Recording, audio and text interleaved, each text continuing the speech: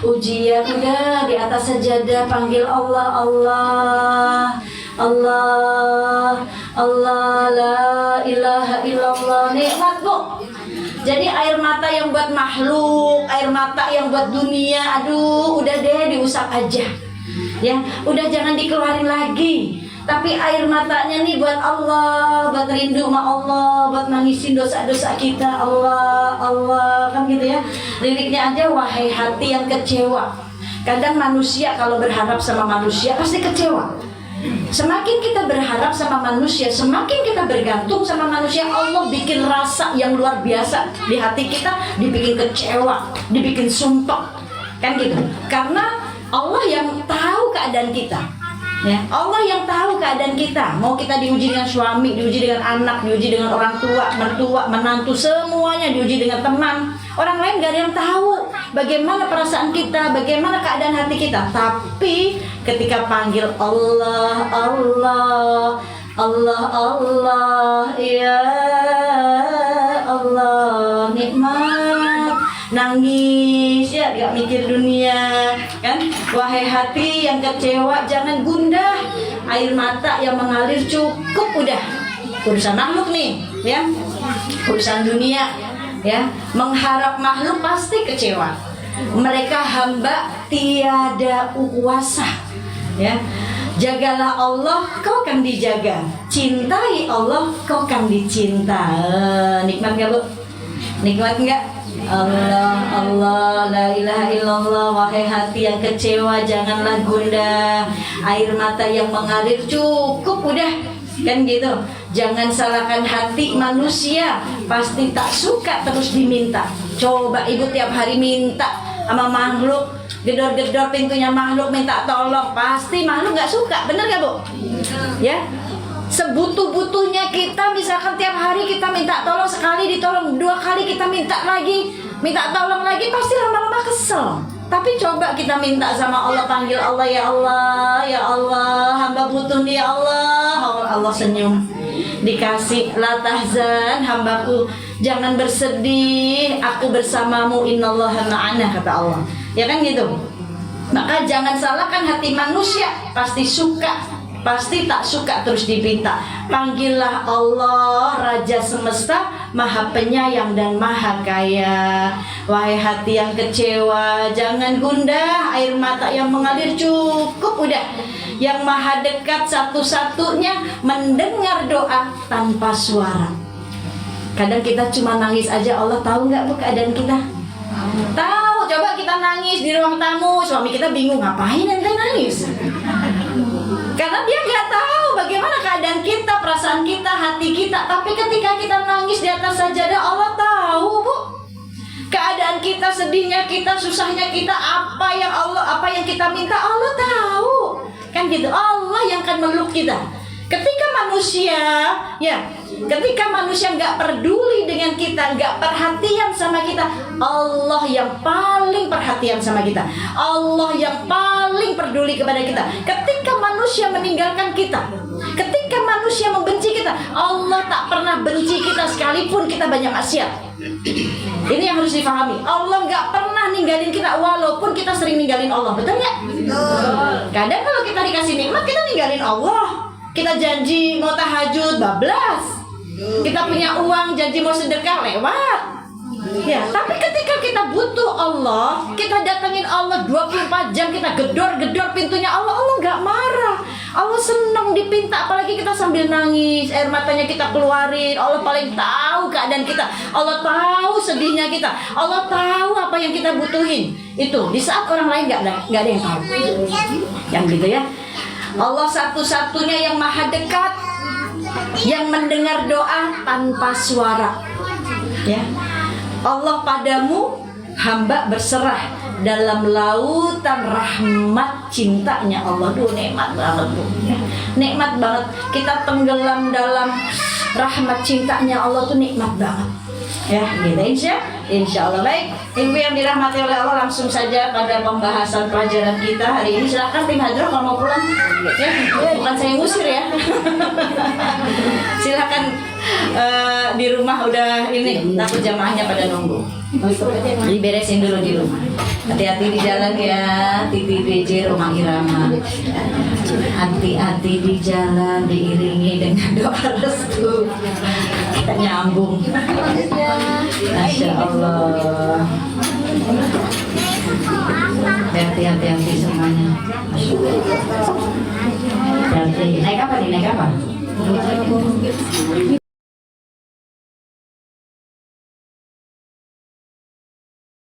Mobil nih. Bismillah, hati-hati semuanya. Mobil nih. Naik motor. Naik mobil. Naik dah.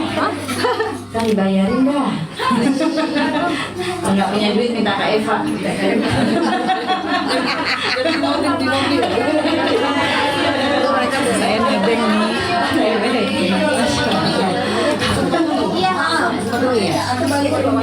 Iya. Ya, baik ibu-ibu, yuk yang di luar boleh silahkan bertempatin tempatnya drop. Silakan di sini, duduk di sini, silakan. Yang mau di belakang yang mau maju silakan. Tempatnya hadroh kosong, boleh didudukin. Nggak disuruh main hadroh kok, enggak.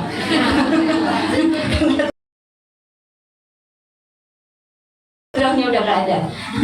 Ayo silakan maju. Saya nggak gigit bu, maju lagi. Biar makin dekat makin nyaman kita. Nah, silakan maju yang di belakang biar kelihatan.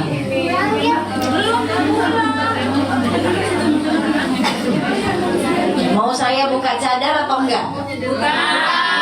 Kalau saya buka cadar tapi nggak ada yang boleh videoin, nggak ada yang boleh foto. Tapi saya lagi live bu, nanti kasihan yang online juga pengen menyimak, nanti bingung diarahin kemana. Baik, nanti aja ya bu ya, nanti pas tanya jawab boleh saya buka. Baik, Bismillahirrahmanirrahim. Assalamualaikum warahmatullahi wabarakatuh.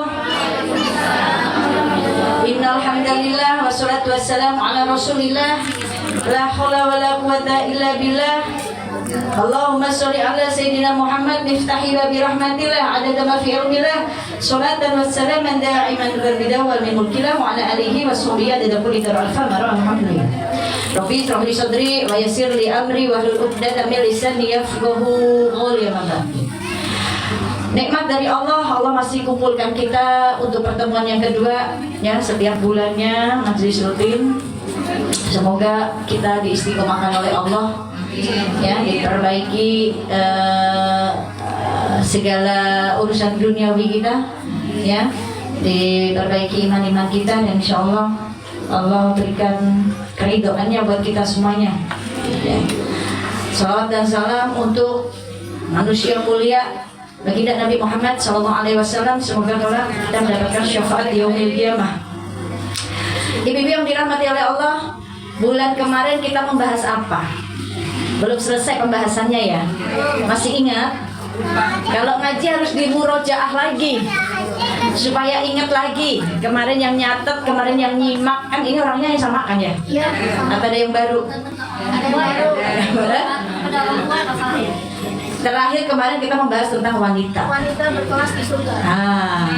Wanita yang berkelas di surga.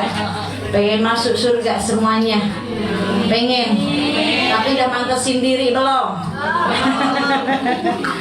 Jangan bilang belum, sedang on the way. Ya, walaupun on the way-nya wanita itu lama. Kadang kalau janjian on the way, udah on the way, padahal masih di rumah. Betul? Janjian mas suami, ditungguin suami on the way, padahal masih dandan. Betul? Jadi kita semua sedang on the way menjadi wanita berkelas surga. Kenapa on the way? Karena kita ini nggak bisa menjamin diri kita istiqomah. Betul? Hari ini taat, besok lupa. Hari ini rajin ibadah, rajin baca Quran, besok enggak, kan gitu. Padahal Allah Subhanahu wa Ta'ala menyukai sesuatu yang diulang-ulang, sesuatu yang sedikit tapi rutin. Ya, sholat duha, gak usah langsung 12 rakaat, sok-sokan besok enggak. Tapi bagaimana sholat duha? 2 rakaat, besok 2 rakaat, besoknya lagi 2 rakaat, yang kontinu tapi menikmati sampai akhirnya tambahin lagi gitu. Nanti akan ada titik di situ Bu, akan ada kita menemukan titik yang pengen nambahin, pengen upgrade, pengen naik levelnya gitu ya, kan gitu. Baca Quran 1 lembar dinikmati, besok 1 lembar lagi dibaca sama terjemahannya supaya kita paham. Terus lama-lama kita akan di titik yang di zona yang kita menikmati hal itu, hingga setiap hari kita akan nambah nih bacaan Qurannya. Setiap hari nggak mau ketinggalan nggak baca Quran, karena kan kita sedang berdialog tuh sama Allah, berinteraksi dengan Allah melalui surat cintanya yaitu Al-Quran. Ibu-ibu yang dirahmati oleh Allah, bulan kemarin kita membahas tentang wanita, lebih kepada wanita. Bagaimana wanita itu dalam pandangan Allah, wanita dan laki-laki ini sama di sini tentang pahala amal ibadahnya, ya, tentang pahala amal ibadahnya. Ada di surat An-Nahl ayat 97. Sok ibu dibuka dulu. Yang bawa Qurannya, besok-besok boleh disediain Al-Quran di rumah nih Kak Eva. Jadi kita ngajinya sambil buka Quran. Kalau nggak bawa Quran di handphone ada. Saya lagi berhalangan ya, jadi saya nggak pegang Quran. Silahkan ibu yang mau.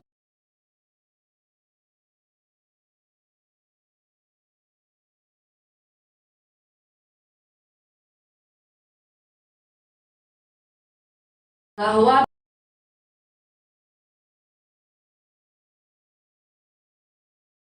bagaimana laki-laki dan wanita ini sama dalam pandangan Allah, sama di sini urusan beramal soleh mendapatkan pahala juga, pahalanya sama ketika beramal soleh, ya. Boleh, silakan dibaca. Saya sedang berhalangan.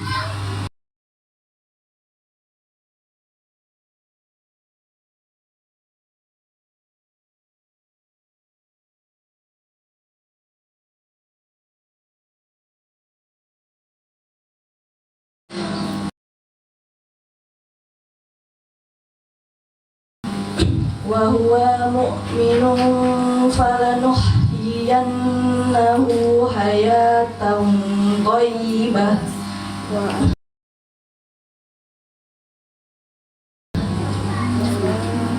wa lanajziyannahum ajrahum bi ahsani ma kanu ya'malun. Boleh artinya dibaca? Barang siapa mengerjakan kebajikan, baik laki-laki maupun perempuan dalam keadaan beriman, maka pasti akan kami berikan kepadanya kehidupan yang baik dan akan kami beri balasan dengan pahala yang lebih baik dari apa yang telah mereka kerjakan. Ya. Jadi dalam pandangan Allah, laki-laki dan perempuan sama, ya, sama-sama jika mereka mengerjakan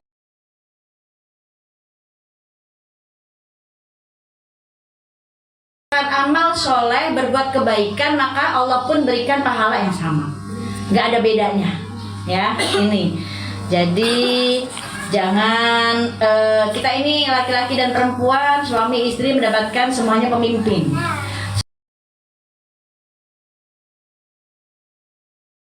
semuanya mempunyai tanggung jawab apa-apa yang dipimpinnya. Suami menjadi pemimpin dalam rumah tangga, tapi istri tidak menjadi pemimpin di dalam rumah tangga, tetapi jadi ratunya rumah tangga yang mengatur semua urusan rumah tangga. Itu istri.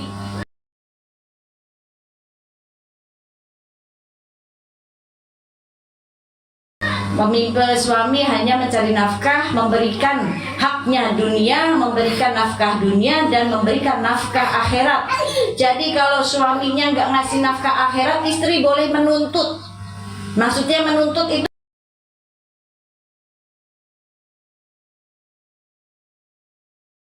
gimana?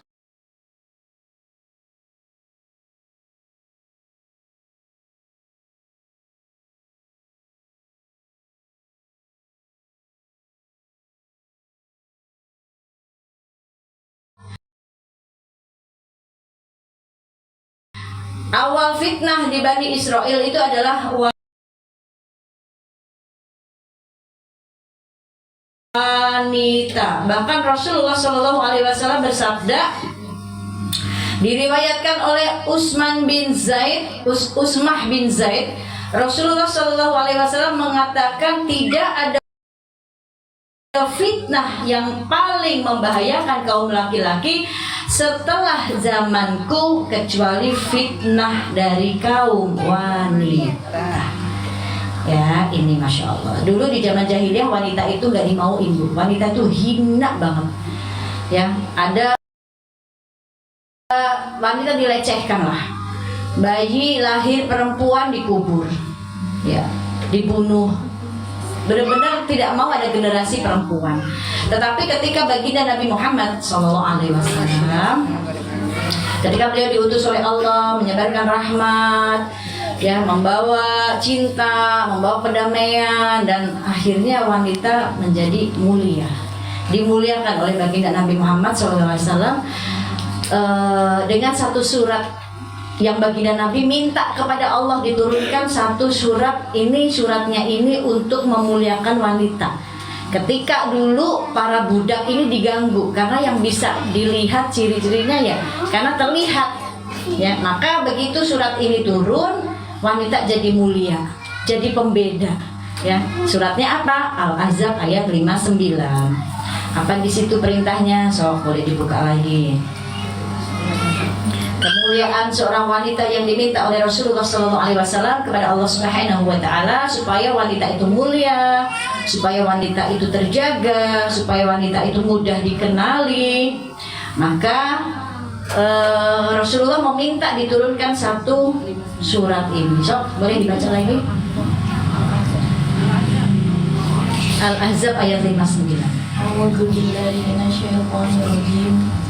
Ya ayyuhan nabiyyu qul li azwajika wa banatika wa nisa'il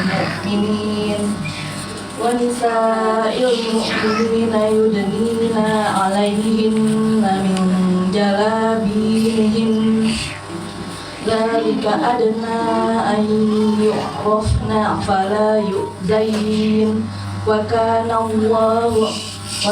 Allahu ghafurur rahima.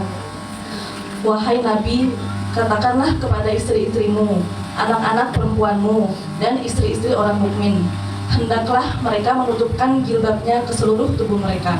Yang demikian itu agar mereka lebih mudah untuk dikenali, sehingga mereka tidak diganggu. Dan Allah Maha Pengampun, Maha Penyayang. Ya, dulu yang diganggu ini para budak, ya. Maka begitu Rasulullah meminta diturunkan satu ayat untuk memuliakan wanita, semua menutup auratnya, termasuk para budak. Supaya apa? Di sini ada dua hal tadi, supaya satu tidak diganggu, dan kedua mudah dikenali. Maka ini ayat untuk memuliakan kita. Jadi kalau kita punya anak perempuan, diingetin terus untuk tutup auratnya. Ya, ini kita punya menantu, diingetin lagi untuk tutup auratnya, ya, supaya supaya menjadi mulia, kan gitu. Ibu-ibu yang dirahmati oleh Allah, jikalau kita nih kepengen menjadi wanita yang dirindu surga, wanita yang dipilih oleh Allah, yang memang pantas kita untuk ditempatkan di surga, digolongkan bersama golongan Sayyidah Fatimah putri Rasulullah SAW, penghulunya wanita di surga, pemimpinnya wanita di surga. Maka ketika kita ingin memantaskan diri nih, misalkan kita mau hijrah, aduh saya mau hijrah gitu. Hijrah itu apa sih? Ya, hijrah itu kita kembali meninggalkan apa-apa yang menurut kita nggak manfaat,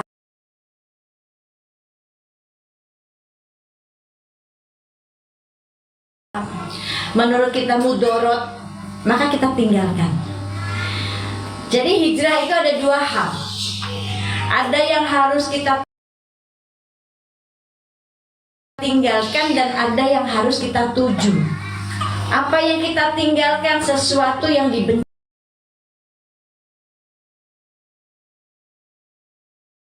sama Allah. Hal-hal yang Allah nggak suka itu kita tinggalin.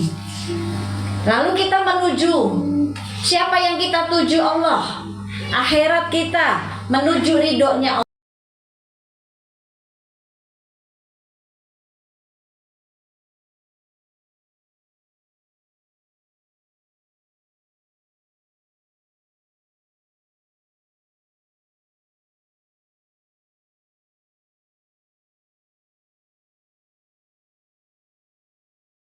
Ya, jadi kalau ada orang yang saya udah hijrah, hanya terlihat dari pakaiannya saja, tapi masih senang gibah, masih senang menilai orang, berarti dia belum hijrah. Gak tahu maknanya hijrah apa. Hijrah itu meninggalkan sesuatu, semua yang dibenci oleh Allah, semua yang Allah gak sukai. Itu hijrah. Orang yang sudah hijrah, dia tidak akan menilai keadaan orang lain, apalagi amal solehnya orang lain, ibadah-ibadahnya orang lain, dia tidak akan nilai. Ya, yang itu bid'ah nih, yang ini begini nih, nggak masuk surga ente. Ya Allah, banyak banget panitia-panitia masuk surga ya. Padahal belum dijamin masuk surga. Kita semua belum dijamin masuk surga, Bu. Maka orang yang hijrah, dia setiap hari akan memburu. Dia setiap hari akan buru-buru, akan mengejar apa yang mereka kejar. Satu, itu ada di surat Al-Baqarah ayat 133. Sok, coba dibuka lagi.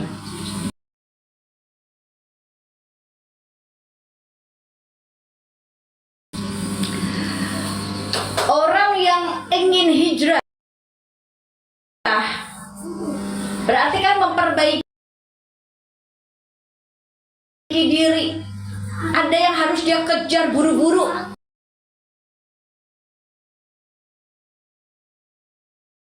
Kalau namanya buru-buru kan dia ngejar tuh pasti.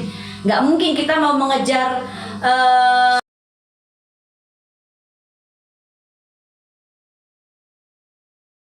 misalkan tukang sayur yang udah lewat, terus kita ngejarnya pelan. Suaranya juga pelan, jalannya pelan, mana kekejar. Namanya kita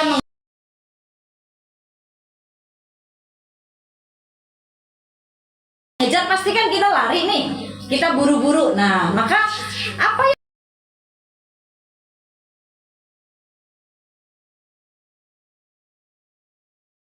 yang harus kita buru-buru ini? Surat Al-Baqarah 133.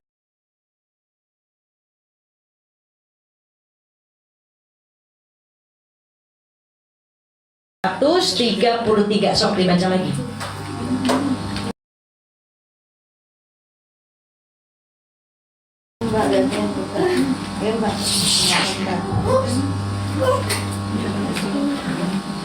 Yang nggak bisa baca Arabnya boleh langsung terjemahannya.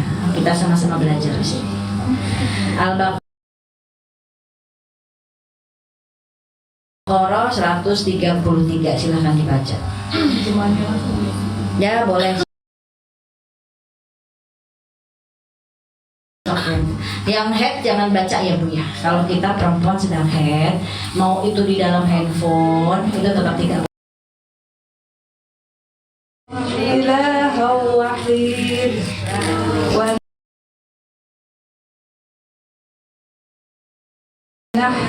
wa nahnu lahu muslimun.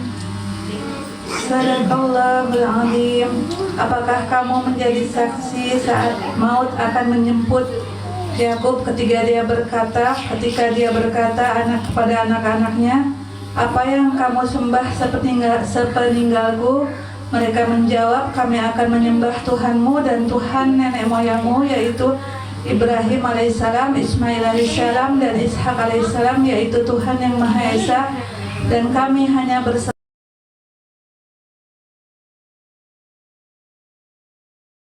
diri kepadanya. Surat apa tadi? Maaf.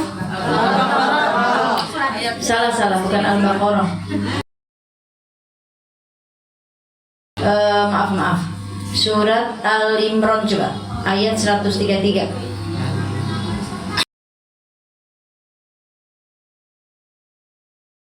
Tadi nggak sesuai. Coba.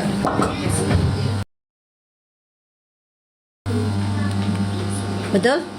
Ya, coba dibaca, Ibu, silahkan.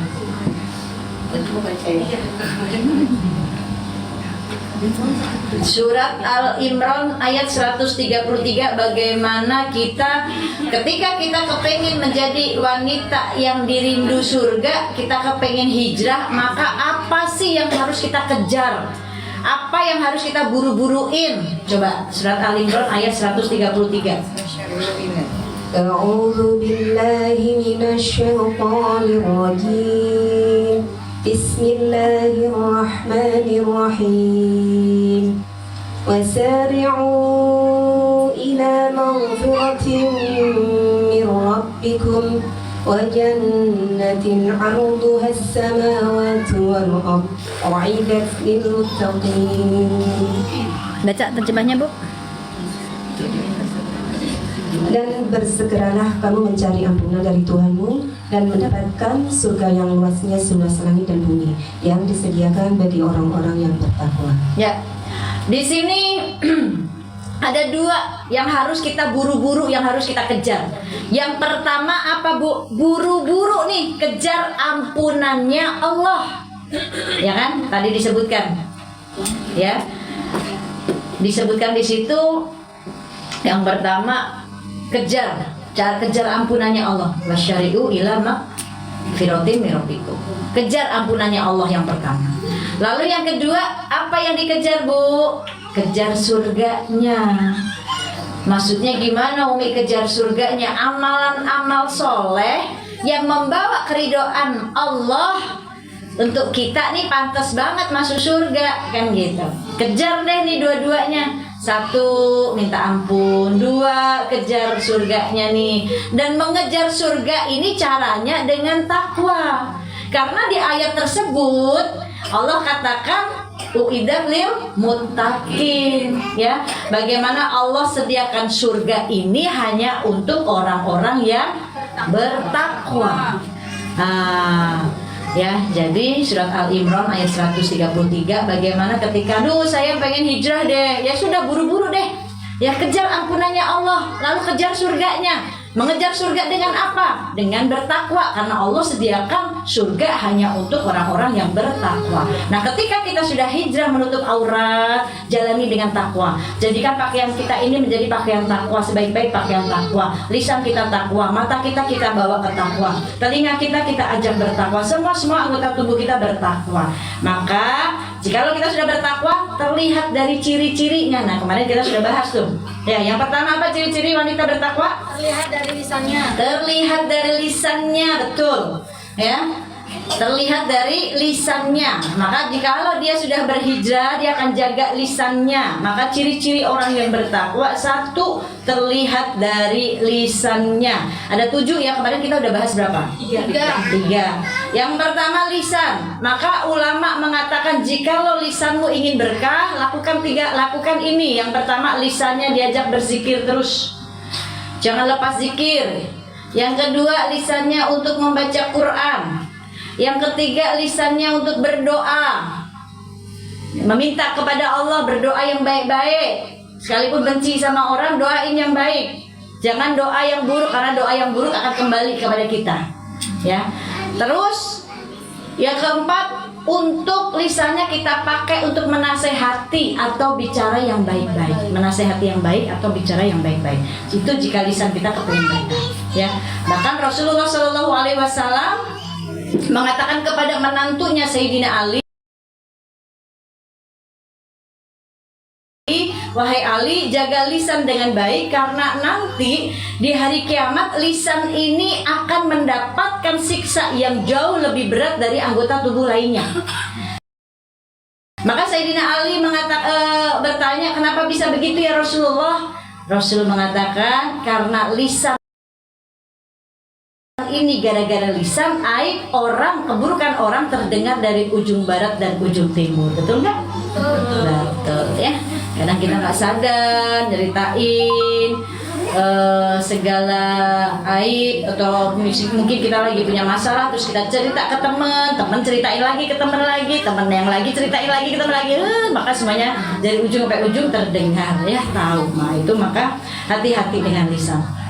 Lalu yang kedua, ciri-ciri wanita bertakwa terlihat dari apanya? Yang kedua tadi hatinya. Kolbuhu, terlihat dari hatinya. Nah, sedangkan hati manusia ini nggak jauh-jauh dari penyakit hati. Ya, kadang kita ada sombong di hati, ada dengki, iri sama orang. Nah, ini manusia ini nggak bisa jauh-jauh dari penyakit hati. Maka Rasul mengajarkan, jika lo sudah mulai terbesit nih, ya, terbesit ada dengki sama orang, kesel, buru-buru, Rasul mengajarkan untuk buru-buru istighfar dan membaca ya muqallibal qulub sabbit qalbi ala dinik wa ala ta'atik. Ya, atau baca Rabbana la tuzigh qulubana ba'da idh hadaytana wa hab lana min ladunka rahmah innaka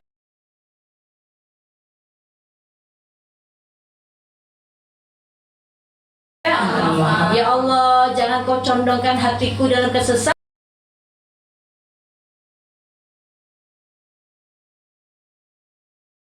setelah engkau memberikan petunjuk kepadaku. Nah, itu baca itu. Karena kemarin dibahas bahwa hati manusia ini ada 3 macam, apa saja? Hati yang bersih, hati kolbun sahihun, hati yang bersih, hati yang nggak ada penyakitnya nih, karena dia tahu ya Allah ini memandang hati kita, hati tempat pusat pandangannya Allah. Allah jika ingin memberikan nur, memberikan cahaya, asal dia mau, dia kepengen sembuh, dia minta pertolongan kepada Allah yang maha menyembuhkan, ya. Dia minta kesembuhan sama Allah, dia hijrah, dia taubat, dia kejar lagi surganya Allah, ampunannya Allah dengan apa? Takwa. Tapi kalau hati udah mati, ini yang bahaya. Hati yang mati ini dia peka, nggak peka sama orang. Dia merasa pintar, tapi nggak pintar merasa. Ya, dia merasa pintar, tapi dia dinasihatin dia nggak mau. Dia ngerasa lebih baik, ngerasa paling pintar, tapi nggak merasa nggak pintar merasa gitu, nggak pintar merasa nih saudaranya susah, bodo amat ya berarti saya nggak susah. Nah itu dia nih, nggak pintar merasa nih, tapi merasa pintar, merasa paling segalanya. Nah ini hati yang mati, bahaya. Maka ketika dia hatinya mati, dia nggak buru-buru minta pertolongan sama Allah untuk disembuhkan, Allah akan kunci hatinya. Khotamallahu ala qulubihim, seperti orang kafir. Mau dinasehati, mau diberikan peringatan, ya dia tidak peduli. Nah itu ya, jadi naudzubillah min dzalik. Maka sumber penyakit hati ada 3, apa saja? Udah dibahas belum kemarin? Belum. Nah sumber penyakit hati ini ada 3 nih. Al-kibru itu apa? Sombong. Manusia ini kan kadang ada banget yang sombong, banyak ya. Kadang sombong dengan harta. Bu, jangan sekali-sekali, sekalipun kita kaya, sekalipun kita punya harta, jangan muliain orang lain dengan harta kita, jangan. Tapi muliain orang lain karena attitude-nya kita. Nggak sebagian orang senang dimuliain dengan hartanya. Sanjung dikasih harta. Jadi akhirnya nanti dia akan berteman dengan dia karena hartanya. Ketika dia susah ditinggalin, betul nggak? Tetapi muliakan orang lain dengan attitude, dengan akhlaknya kita. Sepantasnya memang dia hamba Allah yang harus saya muliakan, bukan karena kita punya terus nih orang gampang dibeli nih, dikasih. Jangan, nggak semua orang suka digituin, yang gitu. Ini nasihat buat kita gitu ya. Maka muliakan orang lain itu karena dia hamba Allah yang memang pantas saya muliakan, kan gitu ya. Ketika kita memuliakan orang lain, maka Allah akan memuliakan kita. Al-kibru, sombong ini sifatnya Fir'aun ya, sombong ini sifatnya Fir'aun. Lalu yang kedua wal hasad, dengki, sifatnya iblis nih. Lalu yang ketiga wal hirsu, yaitu serakah, sifatnya korun. Korun itu kaya tapi nggak pernah mau bersedekah dengan harta kekayaannya. Nauzubillah min dzalik. Maka yang pertama ciri orang yang bertakwa terlihat dari lisannya, yang kedua terlihat dari kolbu, terlihat dari hatinya, dia menjaga hatinya. Yang ketiga Terlihat dari pandangan. terlihat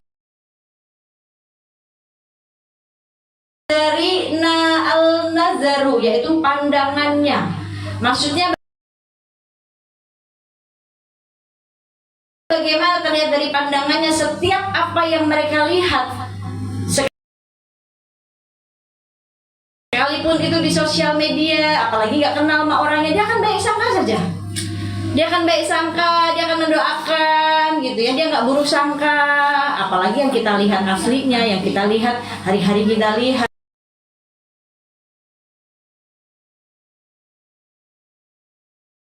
gitu ya. Kita kembalikan pandangan ini ke pandangan takwa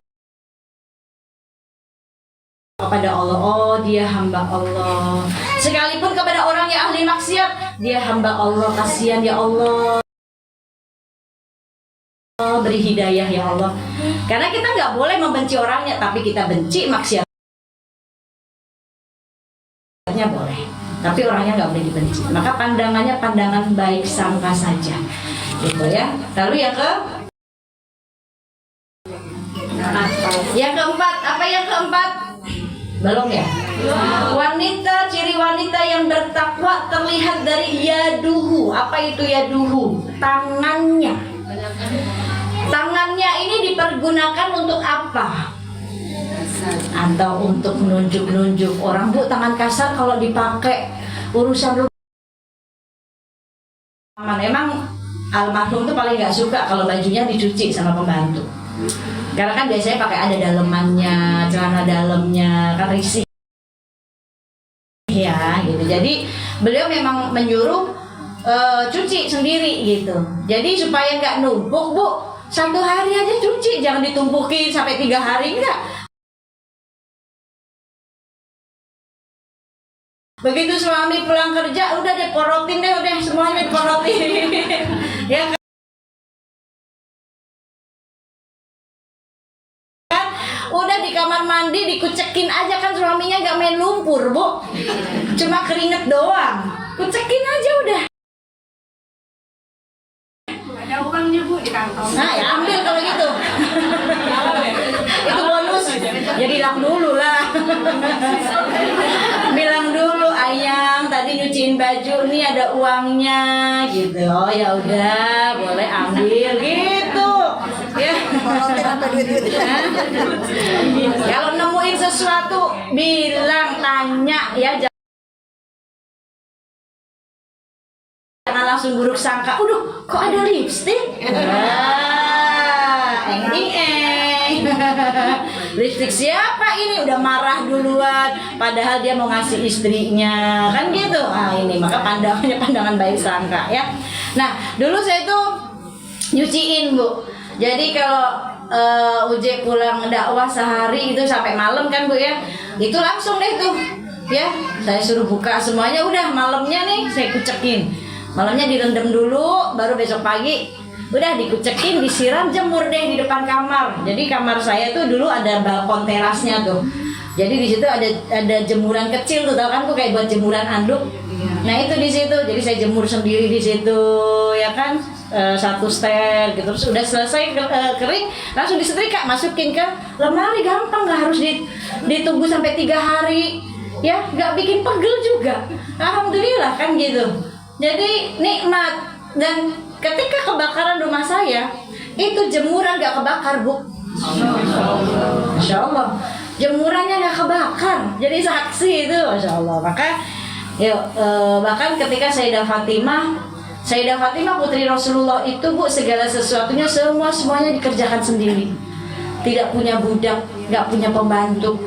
Bahkan sampai Sayyidina Ali nih merasa kasihan kepada istrinya dan meminta kepada Rasulullah, wahai istriku, ayahmu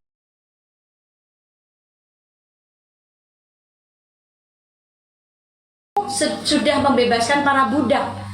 Ayahmu hari ini membebaskan para budak. Para budak tuh istilahnya pembantu ya. Para budak yang ditawan dibebaskan oleh Rasul.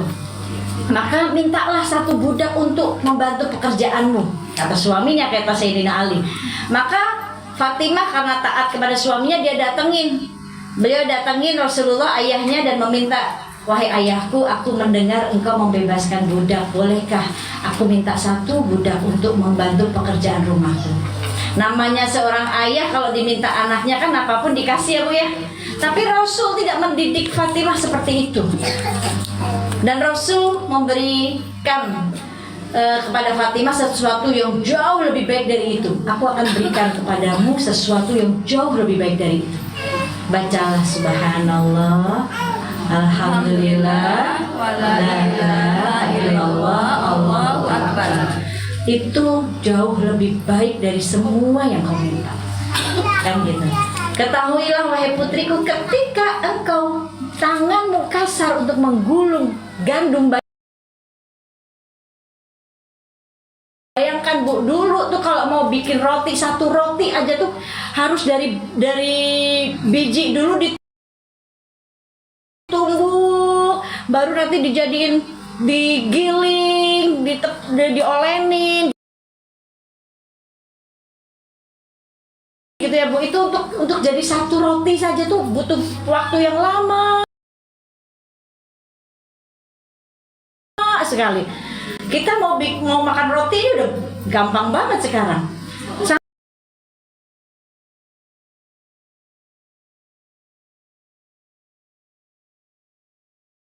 Sampai tangan Sayyidah Fatimah itu apa ya, kasar, kayak kapalan gitu Bu. Dan itu kata Rasul, ketika engkau menggulung gandum untuk dimakan suami dan anakmu, ketika engkau mencuci pakaian suamimu, maka disitulah ya Allah hapuskan segala dosa-dosamu.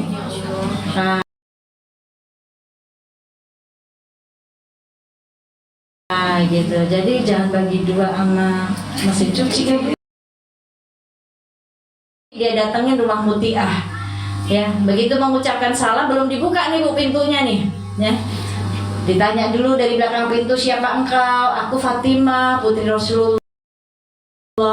Oh, boleh aku masuk Mutiah sebentar? Engkau bersama siapa? Oh, bersama anakku Husain.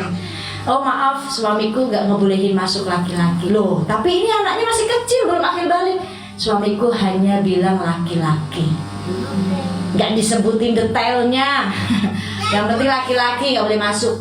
Maka akhirnya Fatimah pulang membawa putranya, lalu kembali lagi sendiri dan akhirnya diperbolehkan masuk. Dan Fatimah menceritakan, ayahku sering menyebut namamu bahwa engkau menjadi wanita ahli surga. Aku pengen tahu amalanmu saja. Dilihat rumahnya sederhana, gak ada barang-barang, ya. Terus Fatimah tertuju pada di sudut meja ada 3 benda. Kipas, kain, dan tongkat kecil. Maka ditanya 3 benda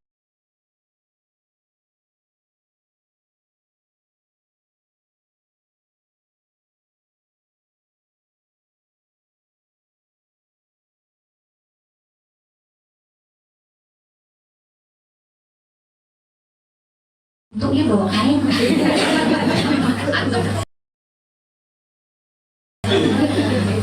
Bawa kain Bu, nunggu di belakang pintu. Suami pulang langsung dilapin keringatnya. Ya Allah Pak, keringatnya segede-gede jagung gitu, dilapin Bu ya. Lapnya yang bersih,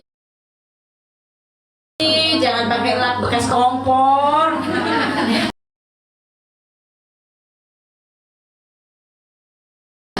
Dilapin, walaupun kata suami tumben banget mah, pasti pasti ada sesuatu nih, mau minta apa nih, gitu kan kata suami. Ibu bilang aja, pengen kayak Muti Ah. Ditanya, emang Muti Ah siapa? Ceritain dong, tadi di pengajian diceritakan Muti Ah, Masya Allah istriku solehah banget. Habis ngaji langsung dipraktekin, besok kamu boleh ngaji lagi. Sambil nih bawa duit 10 juta nih. Amin apa Bu? Amin. Dua mas saya kan saya ngajarin. Yang kedua bendanya apa? Kipas. Ya. Untuk apa kipas ini ya Mutia? Ketika suamiku pulang aku kipasin. Panas ya yang. Walaupun ada AC Bu, jangan bagi dua mas. AC pahalanya. Kasih tangan kita buat supaya nih tangan nih bersaksi gitu. Melayani suami dengan baik, kipasin ya. Kayak kipas sate yang gede tuh. Kipasin ya. Yang ketiga tongkat kecil. Apa itu tongkat kecil? Ditanya lagi, oh ini tongkat. Ketika suamiku pulang, aku langsung suguhkan makanan yang sudah aku masak, yang aku bikin, mau dia bikin roti, mau apapun, ditungguin, disediakan. Silahkan dicobain. Ketika makan, selesai makan aku tanya bagaimana masakanku. Kalau nggak enak pukul aku. Ya, kadang-kadang kita masak, apalagi kalau lagi kesel mas suami, garamnya dibanyakin. Ketika suami makan, kasinan karena suaminya baik banget, ya nggak mau bikin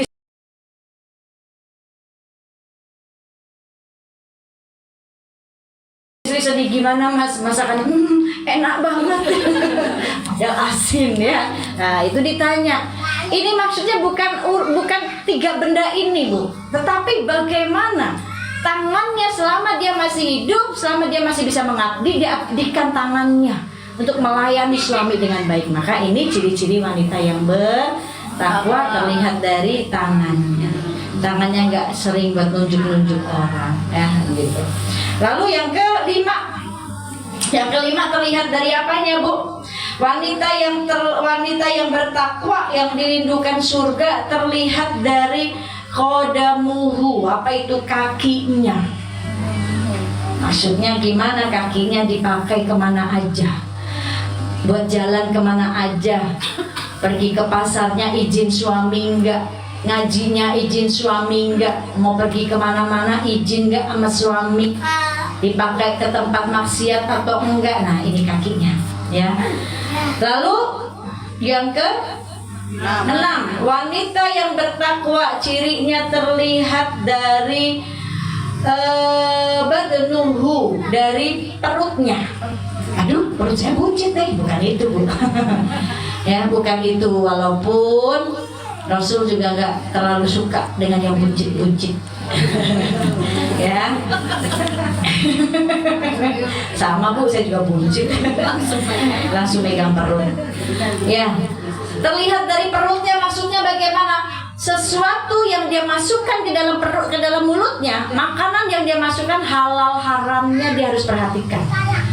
Bukan hanya halal saja, tapi makanan itu halalan thayyibah, halal dan baik, kan gitu ya. Dan halal bukan hanya tulisan halal biasa. Maka ibu-ibu ini penting nih, kalau ibu lagi ke mall mau makan di restoran, tanya dulu ya, jangan hanya tulisan halal pakai bahasa Arab gitu terus kita makan, jangan. Tapi tanya, ini restoran sudah dapat sertifikat halal dari MUI belum? Ya, harus ada seperti itunya. Harus, kalau dia belum tunjukin belum, tapi halal kok, nggak ada pok, tapi di situ ada wine, haram Bu. Ya, nggak boleh gitu. Karena kita takut ya. Kalau ulama yang takut itu, dia takut nanti wine-nya itu atau masuk ke dalam makanan atau apa. Walaupun dia nggak jual pok, nggak jual babi, tapi komposisi yang lainnya. Misalkan kayak ibu kalau suka makan fish and chip, pernah dengar makanan fish and chip? Yeah. Nah, alhamdulillah karena memang saya sama Uji itu senang ya. Ketika kita mau makan suatu hari kita mau makan fish and chip tuh, yang ikan ditepungin tuh Bu, ya. Terus ketika mau makan, chefnya itu bilang, Uji jangan ini deh, katanya gitu. Loh kenapa? Ini pakai wine. Loh kok bisa, ini kan ikan. Ya, jadi kalau ketika masak fish and chip itu, ketika supaya menghilangkan amisnya dan supaya tepungnya itu menempel dan gurih krenyes, itu pakai white campurannya. Itu chefnya yang bilang. Tapi ada sebagian yang enggak. Jadi kalau ngelihat yang tepungnya mengembang, tepungnya yang crispy, mekar gitu ya. Nah ibu tanya dulu tuh kalau pesen fish and chip, tanya ini adonannya ada campuran wine-nya enggak gitu. Pasti chefnya nanti akan bilang oh enggak kok gitu. Jadi ada yang bilang ya alhamdulillah chefnya itu jujur. Jadi kalau bikin fish and chip memang begitu, ada campuran wine-nya supaya hamisnya hilang, terus tepungnya itu meresap dan mengembang. Nah itu halal haramnya harus dilihat, tanya. Karena kalau restoran sudah mengeluarkan sertifikat Majelis Ulama Indonesia, berarti Majelis Ulama Indonesia sudah mengecek semua komposisinya, semuanya itu sudah dicek. Seperti makanan sushi misalkan, kalau ibu suka sausnya itu harus dilihat apakah itu ada mirinnya, kan gitu ya, ditanya dulu. Susinya mah insya Allah halal, orang itu dari dari apa? Dari nasi, rumput laut, ikan, salmon dan segala macamnya ya. Tapi itunya yang sausnya itu yang ditanya. Campurannya ini ada mirinnya enggak gitu. Susinya boleh dimakan tapi sausnya itu yang harus ditanya. Dan tanya sertifikat Majelis Ulama Indonesia ini sudah keluar belum. Kalau kita belanja di supermarket pun jangan main asal comot. Dilihat dulu nih produknya nih ada lambang sertifikat Majelis Ulama Indonesia. Ya betul nggak? Pernah nggak kita bilang begitu? Susah banget ya pengen istiqomah itu, masya Allah. Yang pertama bagaimana sih caranya? Karena tadi yang saya bilang, istiqomah itu sesuatu yang sedikit tapi kita rutin. Misalkan ibadah nih, ibadah sunnah, kalau yang wajib kan pasti kita nggak akan tinggalkan. Ibadah sunnah, karena sunnah itu melengkapi bu, ya sunnah itu melengkapi yang wajib. Jangan kita ngegampangin sunnah, kan sunnah itu sunnah kan itu sunnah dikerjain dapat pahala, nggak dikerjain nggak dosa, kan kadang kita seperti itu. Berarti kita mengegampangkan sunnah, padahal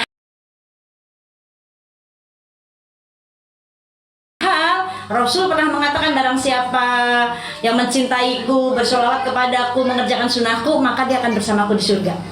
Nah kalau sunnahnya nggak kita kerjain gimana? Gimana kita bisa dekat dengan Rasul? Gimana kita bisa kenal? Ya kan gitu. Dalam sunnah ada keberkahan. Yuk kerjain sunnah, hidupkan sunnah di dalam rumah. Itu cara menyenangkan hati Nabi tuh, kerjain sunnah di dalam rumah. Gampang bu. Hal-hal yang sepele yang kadang kita nggak tahu. Masuk kamar mandi pakai kaki kiri, sunnah. Ibu sudah ngerjain sunnah. Jangan pakai kaki kanan, pakai kaki kiri. Itu ibu udah nyenengin hatinya Nabi. Karena Nabi masuk kamar mandi pakai kaki kiri. Ulama-ulama yang takut kepada Allah ketika dia masuk kamar mandi sudah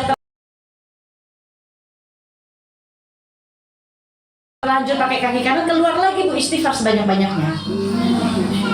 Jangan kebalik, tidak ada masuk masjid pakai kaki kiri, kamar mandi pakai kaki kanan. Kamar mandi itu tempatnya setan, tempat yang kotor, tempat yang paling disenangi setan. Kalau ibu ngegantung handuk atau pakaian di kamar mandi atau daster, kan biasa suka gitu tuh bu ya, gantung nanti biar nanti malam dipakai lagi, dikibasin dulu bu. Mau di kamar mandi, mau di dalam kamar, kalau digantung, sesuatu yang digantung, ya setan itu senang masuk ke dalam situ, ya. Ya sesuatu yang digantung senang gelendotan di situ bu, maka kebasin dulu.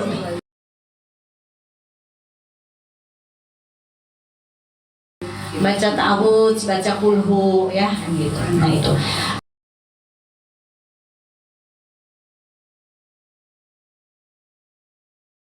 Itu udah nyenengin hati Nabi, kita udah ngerjain sunnah. Masuk kamar mandi pakai kaki kiri, sunnah.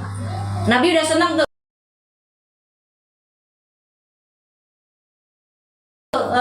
Umatku umatku ngerjain gitu ya. Itu udah bantu dakwah Nabi dengan cara gitu.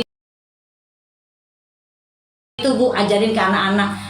Itu cara kita membantu dakwah Nabi. Nggak harus kita ceramah keliling masjid, enggak kan gitu, tapi bantu dakwah Nabi dengan cara yang beda. Yang di rumah kita ibu-ibu deket dengan anak-anak, ajarin, nak jangan lupa ya, baginda Nabi itu kalau masuk kamar,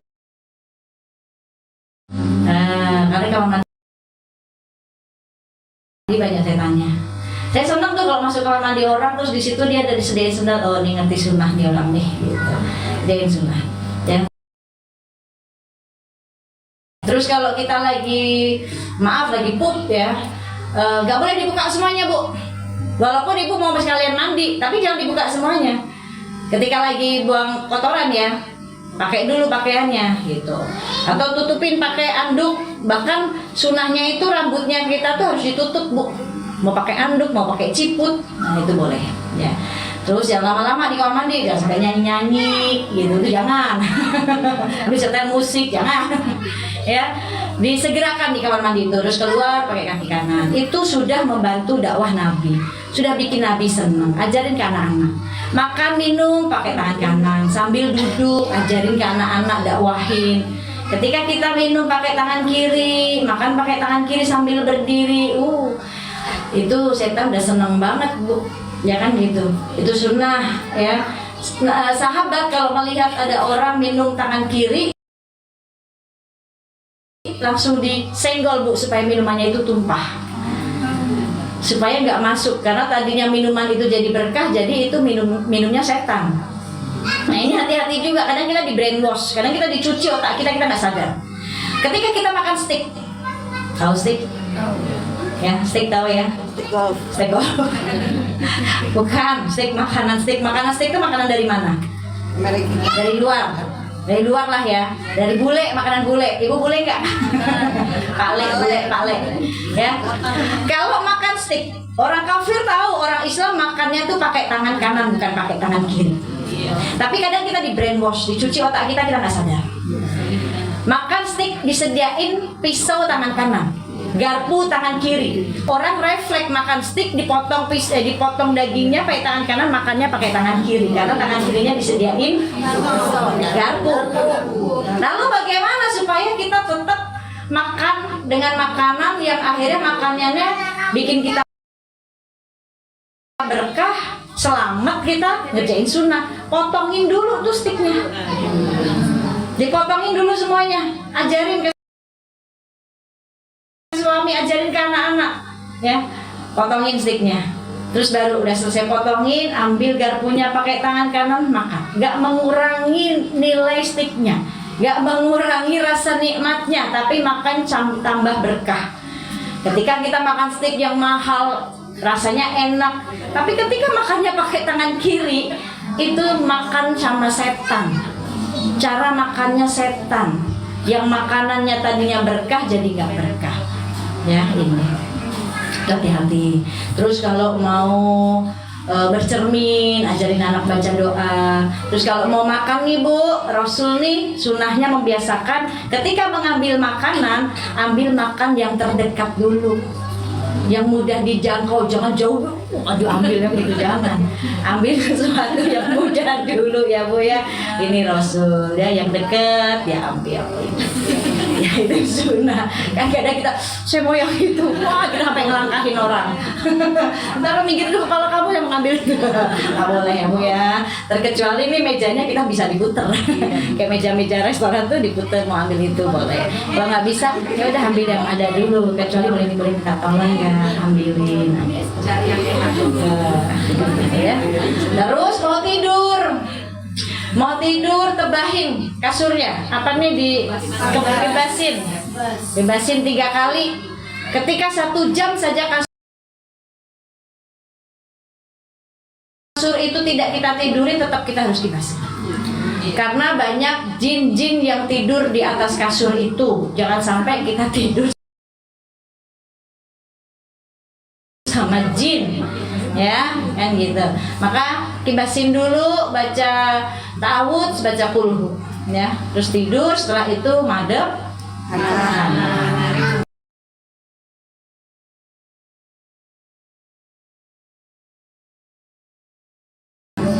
sambil tadi baca yang diberikan Rasul yang terbaik. Baca apa tadi yang disuruh Fatimah?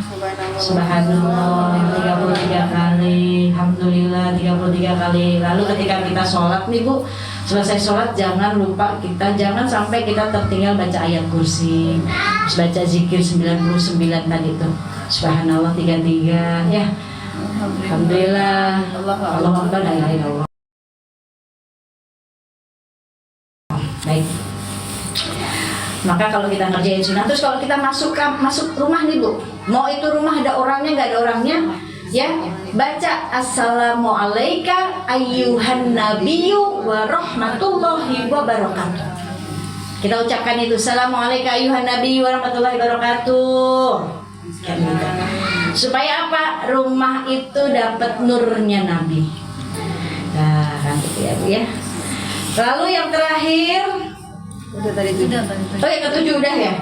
Oh, Masya Allah istiqomah. Yang pertama bagaimana cara istiqomah? Karena itu urusan ibadah itu tadi sunnah ya.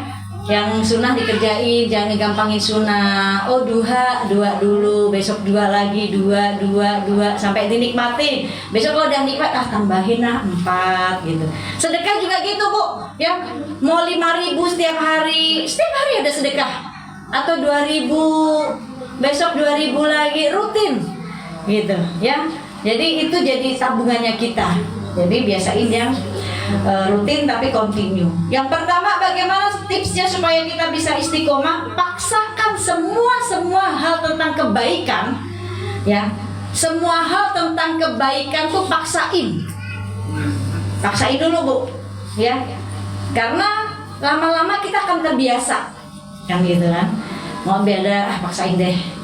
Lama-lama kita akan terbiasa. Jangan kasih waktu yang sisa. Buat Allah tuh jangan disisain dikasih waktu yang sisa setelah urusan dunia, baru sisa-sisanya kasih waktu buat Allah.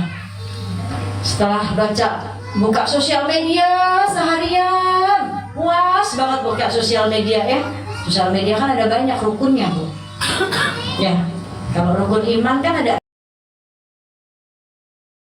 6 ya Bu ya. Rukun Islam ada 5.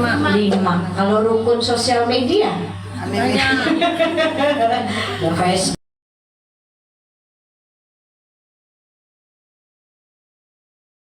ada Instagram, ada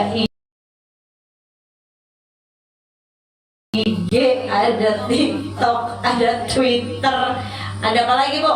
Ada Telegram, ada WA, ada apa lagi tuh, banyak banget. Nah kan banyak banget aplikasi sosial media, alhamdulillah. Jadi kadang kita selesai ini ganti buka yang ini, selesai yang ini buka yang ini. Udah tuh puas banget, baru terakhir mau tidur baca Quran, baru 1 ayat mata udah capek. Nah jangan kasih siksa, jangan disisain waktu buat Allah tuh, jangan dikasih sisanya. Kadang kita.